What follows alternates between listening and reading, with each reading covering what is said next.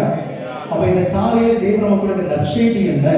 ஒரு மேய்ப்பன் எப்படி தன் மந்தையை காப்பாரோ அதே போல நானும் உங்களை காப்பேன். ஆமென். இந்த வார்த்தை போதாதா? ஆமென். எப்படி ஒரு மேய்ப்பனுக்கு மந்தையை காக்க வேண்டும் என்ற பொறுப்பு இருக்கிறதோ அதே போல இயேசு கிறிஸ்துவுக்கு ஒரு பொறுப்பு உண்டு. நம்முடைய மந்தையை நிச்சயமா அவர் என்ன செய்வார்? காப்பார். ஆமென். அல்லேலூயா. கர்த்தர் நம்முடைய போக்கை வரத்தை இது முதற்கொண்டு என்றென்றைக்கும் காப்பார். அவர் காக்கிற தெய்வம். ஆமென். அல்லேலூயா. அல்லேலூயா. எசேக்கியேல் 34:5 வாசிக்கலாம்.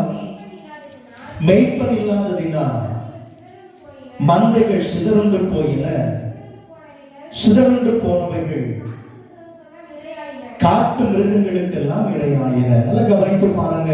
ஒரு மேய்ப்பன் இருந்தா மந்தை என்ன செய்திருவாரு? அழகாய் காத்துக் கொள்ளுவார். மேய்ப்பன் இல்லாத போது ஆடுகள் என்ன ஆகுது? சிதறி ஓடுது. சிதறி ஓடுற ஆடுகளை காட்டு மிருக